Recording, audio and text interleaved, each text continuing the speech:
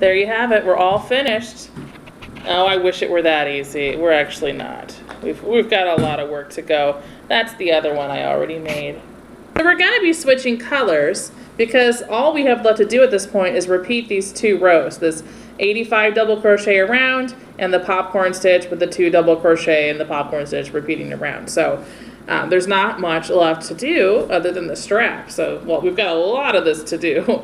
A lot of this to do, but it's repetitive. And if you're not changing colors, just keep going with this.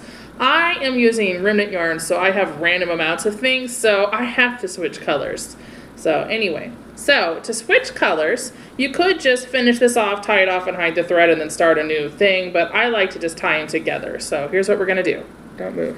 So this is the last double crochet. Remember we had 2 double crochet and then there was an extra one at the end beyond the pattern. And I worked the first half of that double crochet. I'll go ahead and do that again. So I'm working the first half of it. And then I'm going to cut to the side, just like an inch or 2. And I'm going to grab the next color I want, and I'm just going to tie it on with a knot.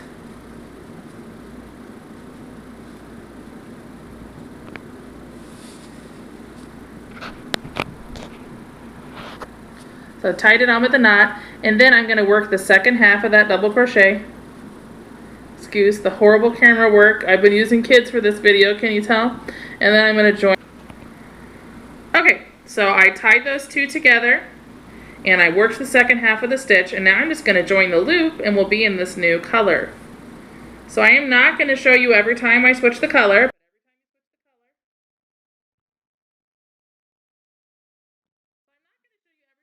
But every time I switch the color, we're just going to chain 2 and do that row of 85 double crochet all the way around, and then the row of popcorn. And you can make this as tall as you want. I am specifically making this pattern to fit, I bought these, what were they called? 3-tier tiffins. I bought these for the girls for their school lunches, and they're totally awesome. They come open and do all sorts of crazy things.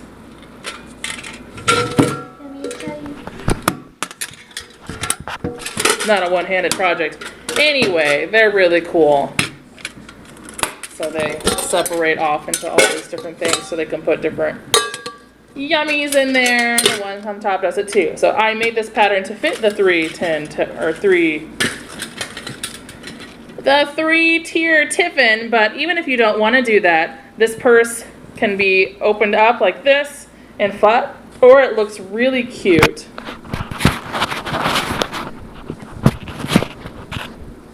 It also just looks really cute, like if you do that as a beach tote. So I'll show both ways when we're done. Anyway, but we're going to do switching as many rows of colors as you want. I'm going to make it match my drink bottle of the water carrier purse I made. Check out that pattern if you like that. Also a free pattern. But I will be back once I have done many, many, many rows of repeating the 85 double crochet and the popcorn row. Okay, so I finished. I have it the desired height, which is where it's big enough to house my lunch container. But if you want it taller because you're just making it as a purse, whatever the height you want, you would just keep repeating it. So at this point, I have repeated the double crochet row and the popcorn stitch row 9 times. You can count color rows 1, 2, 3, 4, 5, 6, 7, 8, 9, or whatever. And now we're going to move on to just no popcorn, just single crochet rows. So it's 3 rows. I just continued my color rotation pattern, but you could use just one color, maybe the same color that you're going to use for the straps, whatever you want to do. So I've already switched my color. I didn't want to take time showing you that again. So orange is the next color in my pattern, and I'm going to chain 1 and just work 1 single crochet in each space all the way around. Remember, it's 85 spaces, 85 stitches, because you've been counting that for every double crochet row you've been doing. So that should be an easy number to remember. And I'm not going to show you the next 2 rows because they're going to be exactly the same, but I will come back when I have finished those. So 85 single crochet, you chain 1, work 85 single crochet, and then switch colors for the next row. And then we'll do the strap. I finished my 3 rows here except for the last stitch. I decided to go ahead and show you changing the thread one time on the band row because it's a little bit different. It looks different anyway, even though it's the same technique. So just like with the double crochet, we're gonna go in and work the first part of the stitch and then cut the thread. It's like between 1 and 2 inches. Not an exact science. You'll learn pretty quickly if you cut it too short, it's really hard to double knot it. And if you cut it too long, it's more work to hide it. Okay, and then we're gonna tie on just a simple knot.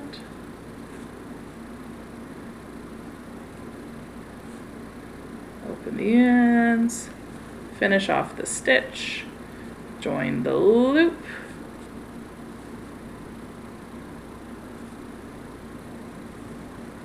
So same concept, just less. All right, now we're gonna chain 1 and we're moving on into the strap. So we start right where we were with all the other rounds for the strap, but we're not really going to be working in the round anymore. So I did chain 1 and I'm going to do 10 single crochet across. So I'm going in right next to where I was. So 1, 2, remember to hold the threads that you're hiding to the left so we can do that in the same step as crocheting. So 1, 2, 3, 8, 9, 10. Looks like my tail's a little bit too long. I'm gonna snip the very end of that tail from the yellow. All right, finishing off 10. And then instead of continuing around like we've been going, I'm gonna chain 1, and then we're gonna turn the whole project where it's the other way. And I'm gonna move that down out of the way. All right, and then that's all we're gonna do over and over and over again is turn and work 10 single crochet across, and then chain 1 and turn back and forth, back and forth. And I did it for 108 rows, but really, you know, you can make this whatever length you want. So, and that was for like a little 10-year-old girl. So anyway, you might want it shorter, you might want it longer, but I will be back in 108 rows because that's the length I want. And then she was sad for a million years because I ran out of teal. And this yarn is like super old and I'm not even gonna try to match the colors, and that would save the freeness of my project anyway. So I'm gonna show, this is the actual length that I told you with that many rows, and I am like this much short. I'm probably like 6 rows short of what I want it to be, but it's just gonna have to work because that's all there is. So when you reach the desired length of rows, you're gonna leave yourself a tail at least a foot or 2 long because you're gonna be sewing. So first step, I'm going to take the bag and try to center the strap. So you don't want it wonkiness, just try to center it. And then I'm going to make sure that the strap is not twisted at all. Make sure it's completely straight with itself and line it up with the other strap. And then I'm going to turn. I already tied off this thread, so tie off the thread. And then all we're gonna do once we have it lined up is use the crochet hook, and it's just like sewing. I needed to have it this way. I'm gonna take my crochet hook and I'm gonna go in through the base part of the purse, and I'm gonna go back and forth with the crochet hook, just like sewing, but we're not using a needle and thread. It's actually easier if you just keep twisting it with you. Although if you watch the crochet water bottle purse, I'll show you can go put the hook in backward if you don't want to twist the project, but I still think this is easier than that. So just continuing to go back and forth. I'll go ahead and pause a second and I'll show you at the end.